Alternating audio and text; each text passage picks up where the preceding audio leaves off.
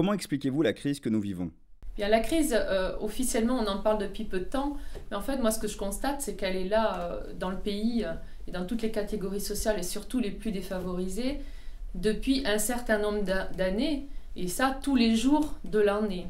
Ce que je constate aujourd'hui, c'est que beaucoup de patrons profitent de la crise pour mettre la clé sur la porte de tout un tas d'entreprises, pour casser les outils de travail et pour casser les hommes. Je prends deux exemples. Molex, c'est une entreprise de Villemur-sur-Tarn qui produit de la connectique pour l'industrie automobile, notamment Peugeot. Eh bien, cette usine, elle fonctionne, elle est rentable et elle va fermer. Alors pour ça, pour arriver à ses fins, le patron étant la loi, il a refusé l'expertise, il a été condamné au tribunal. Il a créé une filiale clandestine pour fabriquer les pièces dont Peugeot a tout de même besoin pour sa propre production, et cela avec la complicité des cadres de Peugeot.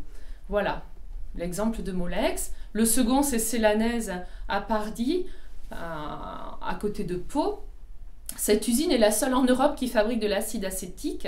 Elle est rentable, elle fonctionne bien, et elle est utile à toute la filière chimique en Europe. C'est un Américain, là aussi, qui l'a racheté, et aujourd'hui, il ne veut pas vendre, il ferme l'usine, et il part avec les brevets, les carnets de commandes, etc., etc. Quelles sont les alternatives pour sortir de la crise? Pour sortir de cette situation, il faut des droits nouveaux dans les entreprises. Il faut empêcher à tout prix les patrons de faire du profit et de licencier en même temps. Mais l'interdiction des licenciements ne suffit pas.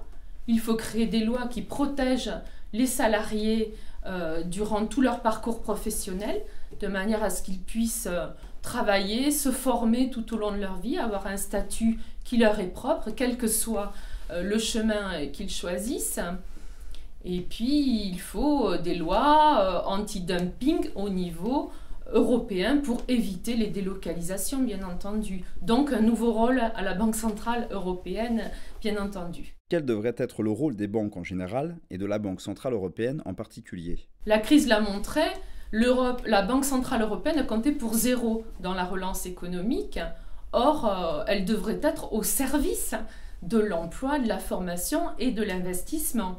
Ce n'est pas le cas. Son rôle, c'est simplement de contenir les prix, de veiller à la libre circulation des capitaux et à empêcher l'inflation. En France, nous avons la Banque de France, nous avons la Caisse des dépôts et consignations.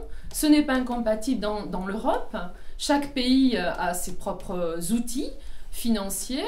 La nationalisation des banques, ce n'est pas une stupidité. On voit bien en la période que c'est utile. Et ensuite, la Banque centrale permettrait de gérer, d'orienter l'économie avec l'appui de ces banques nationales.